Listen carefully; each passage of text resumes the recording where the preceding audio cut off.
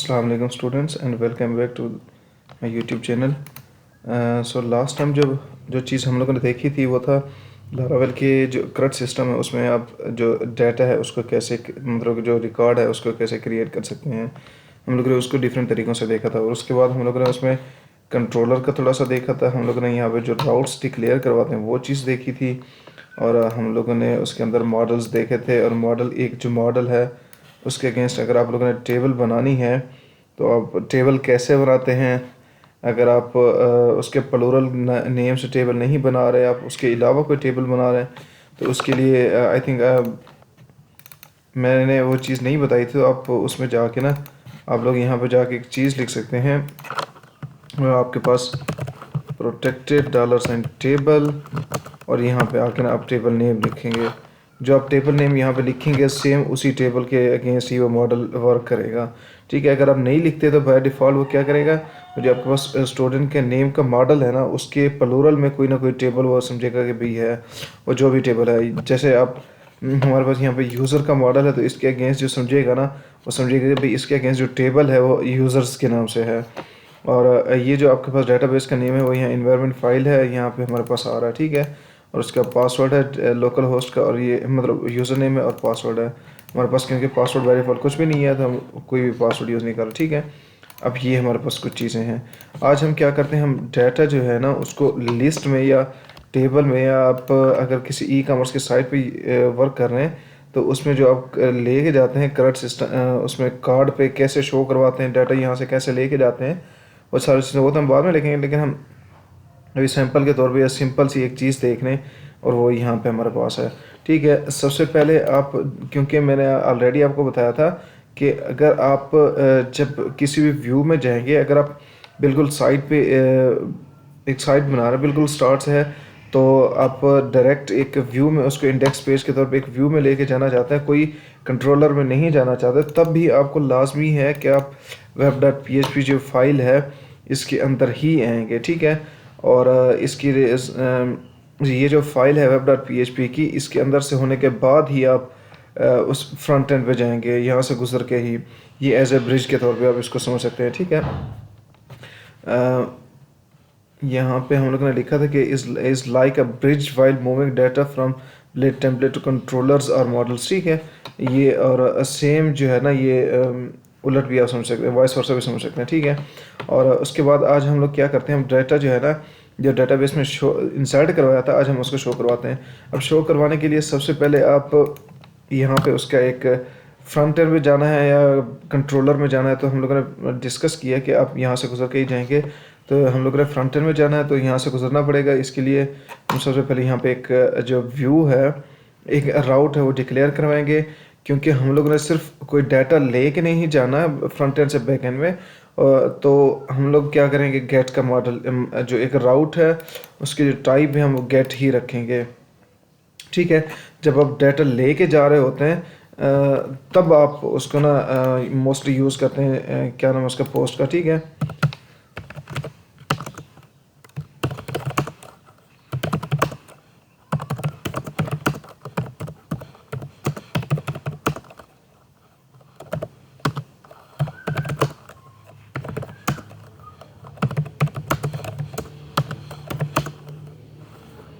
ठीक है, ये एक चीज़ मैंने बता दी। अच्छा, उसके बाद अब हमारे पास क्योंकि गेट है तो यहाँ पे हम लोग ने डिक्लेयर करवा दिया, मतलब उसका जो यूआरएल है वो शो दे दिया। शो का मतलब ये है कि जैसे आप प्रोजेक्ट का नाम स्लैश पब्लिक जो हमारे पास फोल्डर है उसको लिखेंगे, उसके बाद शो लिखेंगे, तो इसका मतलब ये आपके पास ना ये जो राउट है ये रन होगा। ठीक है, इसको थोड़ा हम नीचे कर देते हैं ताकि क्लियरली नज़र है।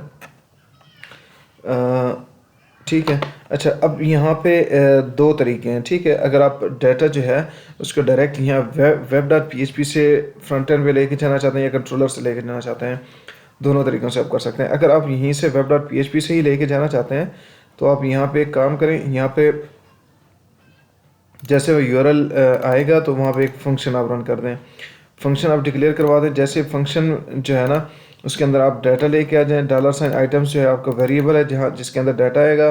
और जो आप लोग एसक्यूएल के अंदर क्यूरी यूज़ करते थे ना वो आप यूज़ करते थे लाइक जैसे सेलेक्ट स्टैटिक फ्रॉम यूज़र्स, ठीक है, ये एसक्यूएल के अंदर इस्तेमाल करते हैं। अब उस ये जो क्यूरी है ना, सेलेक्ट्स डायरेक्ट फ्रॉम यूज़र्स, ये जो टेबल वाली क्यूरी है, यहाँ पे आपके पास ये इतनी सिंपल सी है, स्टूडेंट और उसके साथ ऑल है, ठीक है। अगर हम कंडीशन लगाएंगे तो थोड़ी सी डिफरेंट हो जाएगी, लेकिन सिंपल जो है ना वो ये वाली है आपके पास। अच्छा, जब आप ये आपके पास रिकॉर्ड आ गया फ्रंट एंड में, उसके बाद मतलब इसमें वेरिएबल में, उसके बाद अब आप लोगों ने क्या करना है, आप लोग उसमें एक व्यू को, क्योंकि आप लोगों ने फ्रंट एंड में ब्लेड टेम्पलेट में शो करवाना व्यू में, तो आप यहाँ पे उसको कहेंगे ये जी, ये इस हमें जो है ना, इसके बाद वो जो यूज़र है जो उसको एक्सेस कर रहा है, उसको इस ये जो व्यू है ना इसमें लेके जाएं, रिटर्न व्यू कर दें उसको, ठीक है। रिटर्न व्यू करने के बाद ये एक तो हमारे पास जब डाटा हम कंट्रोलर या वेब डॉट PHP जो डायरेक्ट हम यहाँ से कर रहे हैं, ठीक है, अगर तो यहाँ से लेके जाते हैं आप लोग, तो एक कंपैक्ट इस्तेमाल कर सकते हैं। मतलब आप जो है ना रिटर्न व्यू का नेम लिखेंगे, और सेकंड जो वेरिएबल आप पास करेंगे ना, उसको कामा लगा के आप उसको कंपैक्ट में उसका जो डाटा है ना वो पास करेंगे। अब ये व्यू का ही जो एक व्यू है ना, उसका ही एक वेरिएबल समझ लें, या उसका एक जो फंक्शन के हम जो चीज़ है ना, हम यहाँ पे इसको ज़रा देख लेते हैं। इस पर क्लिक करते हैं तो अब यहाँ पे आके चेक कर सकते हैं, ठीक है। फंक्शन व्यू, और यहाँ पे आप उसको व्यू पास कर रहे हैं, व्यू पास करने के साथ साथ आप उसको डाटा पास कर रहे हैं कोई ना कोई, ठीक है। ये आपके कुछ हेल्पर फंक्शंस जो है ना, वो लारावेल के अंदर ये हेल्पर फंक्शन मतलब जो हेल्प करते हैं आपको, वो ऑलरेडी इसमें डिक्लेयर्ड हैं, जिनको यूज़ करते हैं वो काम करती है सारे, ठीक है। अब जो फर्स्ट चीज़ है आप व्यूज़ को पास करते हैं, सेकंड जो चीज़ है उसको जो है ना आप डाटा पास करते हैं। और इसके अलावा जो हम इसको थोड़ा इस तरीके से अगर लेके जाना चाहते हैं आप लेके जा सकते हैं, कंपैक्ट और आइटम्स, ठीक है। अच्छा, अब ये जो है ना, अगर हम यहाँ से लेके जाना चाहते हैं तो अब ये यहाँ से चेक कर सकते हैं हमारे पास ये लारावेल, ये जो एक प्रोजेक्ट का नेम है, और स्लैश हम लोग यहाँ पे लिख देते हैं शो, ठीक है। और अच्छा, यहाँ पे आपके पास स्टूडेंट्स हैं, ठीक है, थोड़ा सा इसमें इशू है, हम लोग यहाँ पे जाते हैं, यहाँ पे जी हम लोग इसको ना स्टूडेंट्स कर देते हैं, ताकि हमारे पास वो एक सी वर्क करे, ताकि आपको समझ आए। यहाँ पे भी स्टूडेंट्स, ठीक है। हम इसको रिफ्रेश करते हैं। रिफ्रेश करने के बाद अब यहाँ पे चेक करें कि आपके पास जो रिकॉर्ड है ना वो टोटल आ रहा है। अब ये जो चीज़ है ना, मार्क्स ये अभी सही नहीं आ रहे, उसको हम लोग देखते हैं। वो ये है जी आपके पास यहाँ पे ये चीज़ हम इसको दिखा देते हैं, ताकि आपको सही तरीके से नज़र आए वो चीज़।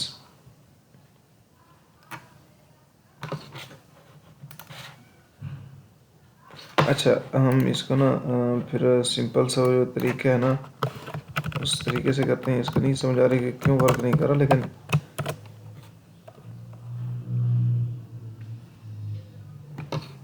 अब यहाँ पे इसके ना ये स्टूडेंट नेम और उसके मार्क्स हैं उसके अगेंस्ट, ठीक है। अब हम लोग क्या करते हैं, अब हम लोग ने यहाँ पे आप लोगों ने देखा कि हम लोग जो डाटा है ना उसको यहाँ से जो व्यू डॉट आपकी ये जो फाइल है ना, मतलब वेब डॉट PHP की जो फाइल है, यहीं से डायरेक्ट लेके जा रहे थे। अब हम लोग क्या करते हैं, हम थोड़ा सा ना इसको डिफरेंट करते हैं। हम लोग यहाँ से ना इसको, क्योंकि एक प्रॉपर जो एक खूबसूरत वे है उसको, ये है कि आप यहाँ से ना लेके जाएँ, आप इसको कंट्रोलर में लेके जाएँ, क्योंकि राउट और उसके टाइप गेट, और गेट के अंदर वो दोबारा से शो के अंदर अब ये यहाँ पे आपके पास आएगा कंट्रोलर, ठीक है। अब हमारे पास जो कंट्रोलर है वो है जी स्टूडेंट कंट्रोलर क्लास, और यहाँ पे हम लोग एक फंक्शन जो लगाएंगे वो लगाएंगे हम लोग, चलिए इंडेक्स लगा देते हैं कि भाई हमारे पास इंडेक्स का है फंक्शन, और उसमें जाके ना रिकॉर्ड जो है हम जो डाटा है उसको फेच करेंगे और उसको जाके पास कर देंगे फ्रंट एंड जो ब्लेड व्यू है हमारे पास, ठीक है। और यहाँ पे हम लोग इसका दोबारा से फंक्शन बनाएंगे, एक पब्लिक फंक्शन इंडेक्स, और यहाँ पे हम लोग जितना भी हमारे पास ये वर्किंग है ना, ये हम यहाँ पे इसको यूज़ कर लेंगे। बेशक आप इसको कॉपी कर लें, अगर दोबारा से उसको लिखना चाहते हैं आप दोबारा से लिख भी सकते हैं।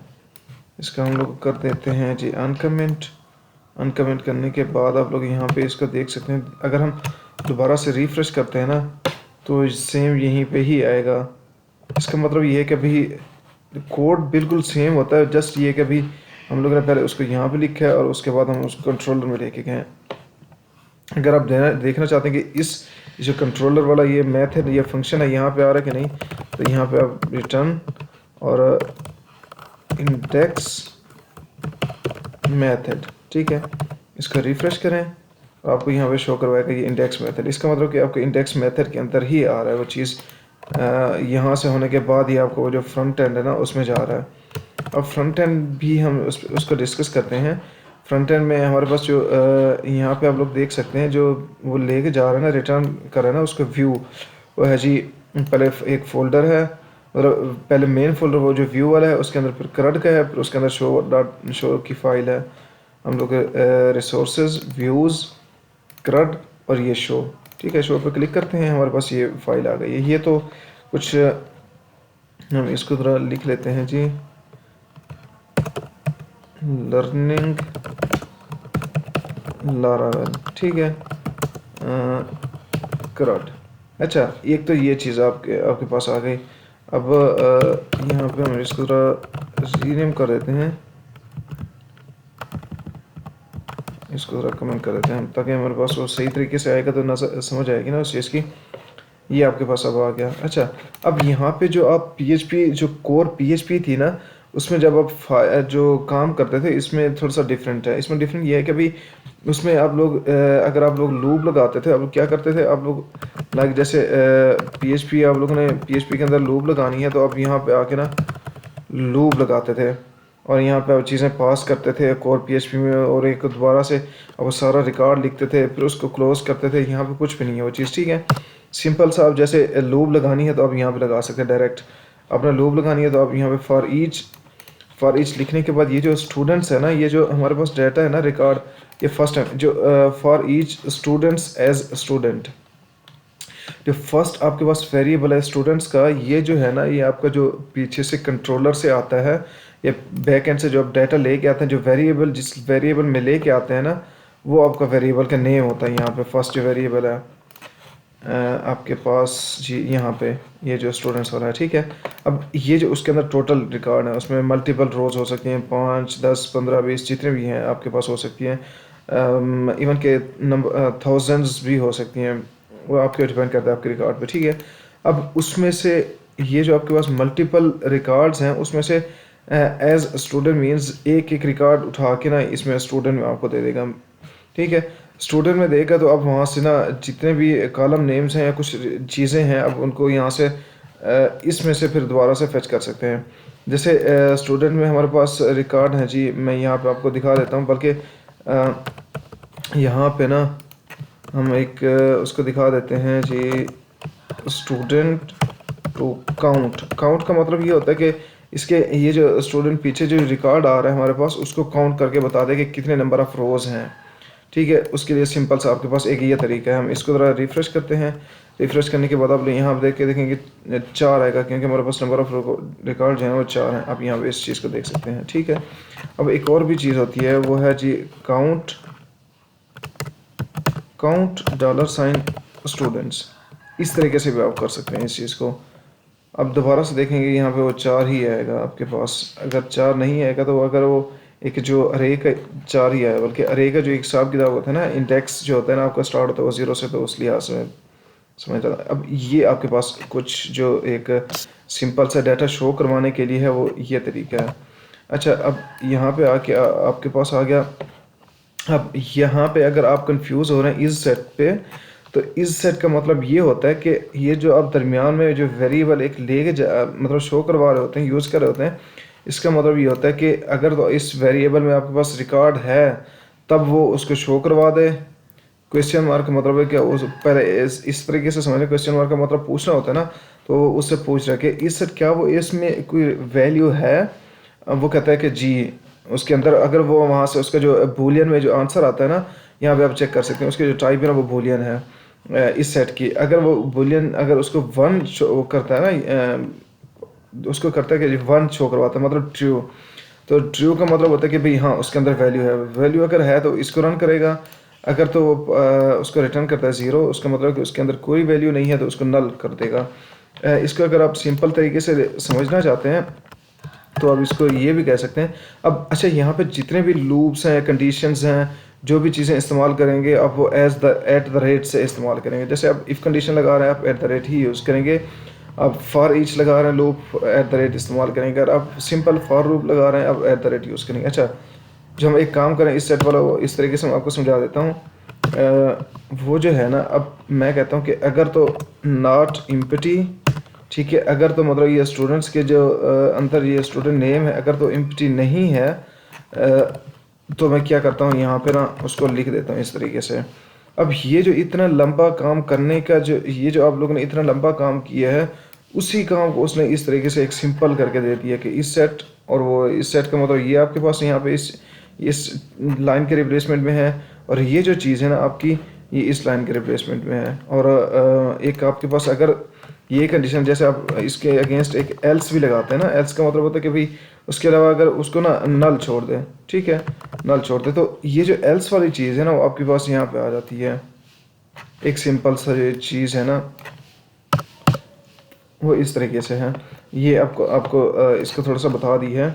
और इसके बाद जो है, अगर हम एक TH लगा देते हैं, टेबल हेड लगा देते हैं, मतलब उसकी हेडिंग लगा देते हैं, वो है जी, हम यहाँ पे एक एक्शन लगा देते हैं। हम इसको यूज़ बेशक बाद में इस पे काम करेंगे, लेकिन फ़िलहाल थोड़ा सा इस चीज़ को ना समझने के लिए मतलब एक खूबसूरत सा टेम्पलेट बना दें, ताकि हम नेक्स्ट वीडियो जो है ना उसमें इस पर आसानी से काम कर सकें। TD और बटन इसमें हम बूटस्ट्रैप की क्लासेस लगा देते हैं। BTN और BTN हम इसको प्राइमरी कर देते हैं, और इस पे हम एक कर देते हैं जी एडिट का, कि भाई बल्कि यहाँ पे इसको हम बटन नहीं इस्तेमाल करेंगे, हम हाइपर लिंक इस्तेमाल कर, एंकर टैग इस्तेमाल कर लेते हैं, ठीक है। और हम दोबारा से एक और बटन, और एक इसको ना डिलीट का कर देते हैं,